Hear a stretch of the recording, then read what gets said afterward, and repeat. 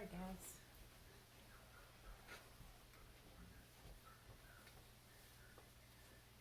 Come on, Hayes.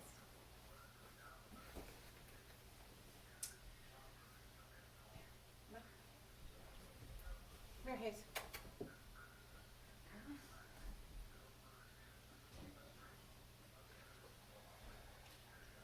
Okay, Zeus. All right. Zeus doesn't like to play. He doesn't like to read.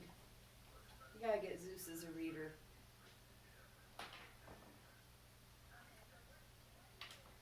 Camera's goofy today, guys. All right. Let's get on with chapter 17, Chicago. Yes, 17 Chicago, Zeus. 17, Hayes. Yep. It was 2:30 by Jim's watch when they drove into the freight yard. Just in time, he said. Trucks laden with cargo for the trains pulled into the yards, their horns blowing. Men's shouts rang through the afternoon air. Henry brought the van to a stop. I'll find out where we're to go, Jim said. Wait here. Alex looked through the window. He could see the heads of the Black and Napoleon. The stallions were pawing at the floor. Guess the noise and the rides made them kind of nervous, Henry said.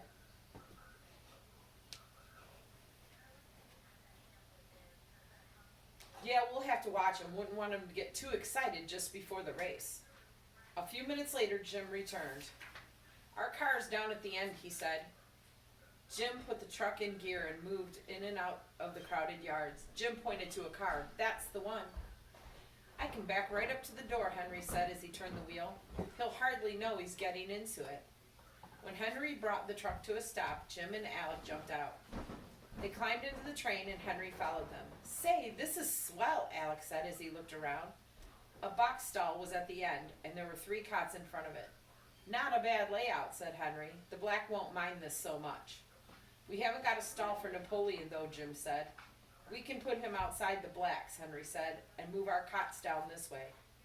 After they moved the cots and Henry bedded down the stallion's stall with straw, Alec went to get the Black. He opened the rear of the truck and walked in beside him. The Black moved nervously. Hello, fella. Alec stroked his neck. Napoleon pushed his face toward him, and Alec rubbed his nose, too. You're both going on a long ride now, he said. He grasped the Black's halter and backed him into the stall. The horse stretched his neck high into the air, and his leg continued to paw the floor. There, boy, he said. Take it easy now. Don't bring Napoleon in yet, Henry said. I'll need more straw if we're going to bed him down and make him comfortable. I'll go see if I can get some. I'll go along with you, Henry, Jim said. I have to make arrangements to get this van back. As soon as they had gone, Alec went inside the van and dragged Henry's large trunk into the car. He opened it and took out Henry's blazing green shirt and jockey cap. Friday, he'd be wearing them. The same things even led to the faded number 3 that Henry had worn when he and Chang won the Kentucky Derby. Alec's throat tightened as he laid them carefully back into the trunk. A short time later, Henry returned with a bale of straw. He spread it out in front of the Black stall. Okay to bring Napoleon now, he said. Napoleon's ears pricked forward when he saw the Black. He shoved his nose toward him. Jim climbed into the car. Everything's set, he said. 15 minutes later, the train whistle blew. Chicago, here we come, Alec shouted. He tossed on his cot that night. The clattering of the wheels on the iron rails kept him awake. He heard the Black moving restlessly around in his stall. Alec rose and made his way quietly over to him. Jim and Henry's deep breathing told him that they were both sound asleep. Napoleon, too, was sleeping. The Black whinnied when he saw the boy. Shh, fella. Alec rubbed the stallion's head. The train rocked a little and the Black shied. Not any worse than a boat, though, is it? Alec asked. The Black shook his head. For 15 minutes, Alec stayed with him, then gave a final pat. Gotta try and get some sleep now, fella. We both need it. He went back to his cot and lay down. He dozed off. He was dreaming of the coming race. Then he opened his eyes and stared at the ceiling. He had to quit thinking. He must get some sleep. He tried to concentrate on the rhythmic beat of the wheels on the rails. They seemed to say, Chicago, Chicago, Chicago. Alec dropped off to sleep. The next thing he knew, Henry was shaking him. Both he and Jim were already dressed. We're almost there, Henry said. Alec pulled on his clothes sleepily. How do you feel, kid? Jim asked. All right, answered Alec. We're entering the city limits now, Henry said. How far is the track from the station? Alec asked. Jim looked at his watch. About a 45-minute ride, he said.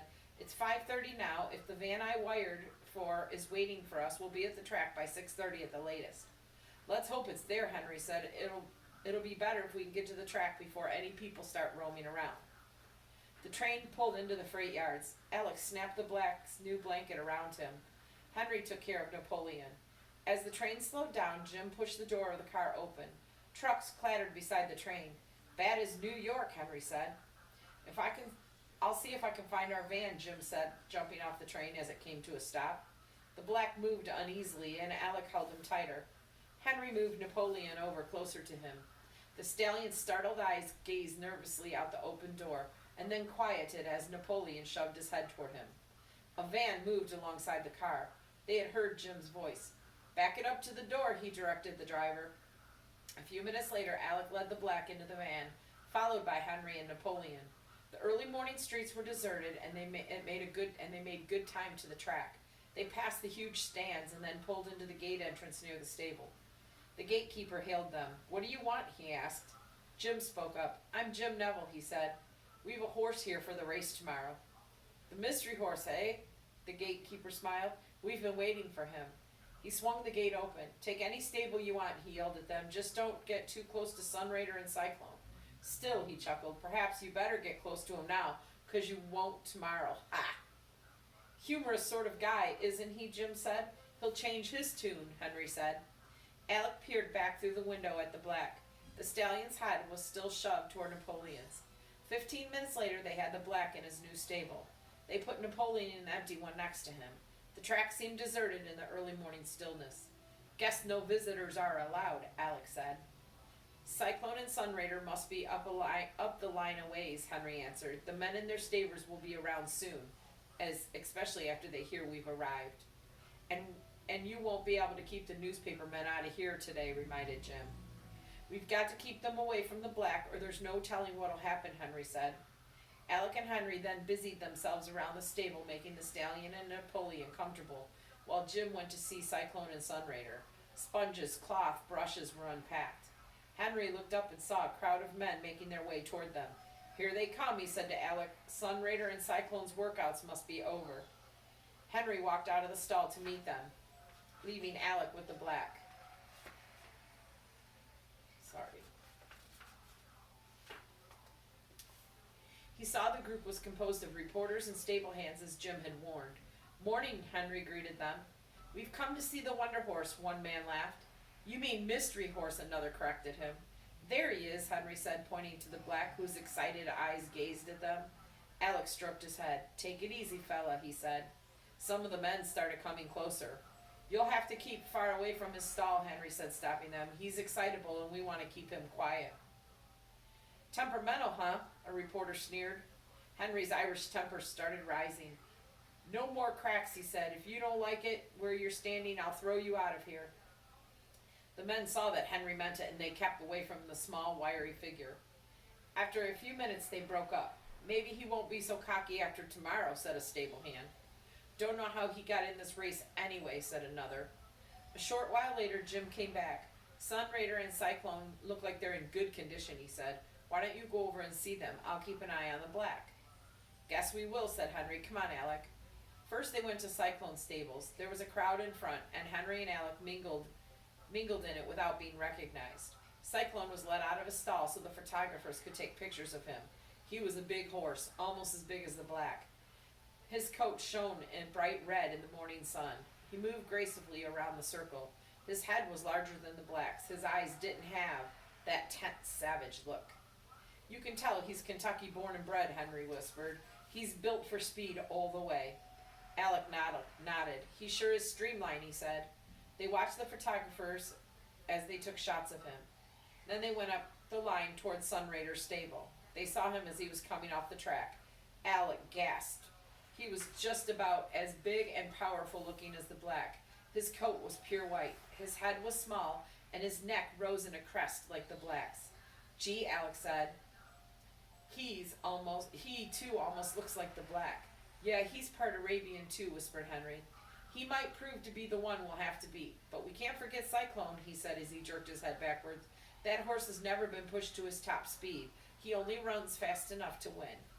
They're both going to be tough to beat, Alex said. The fastest in the world, take my word for it, Henry said. But we knew what we were getting into.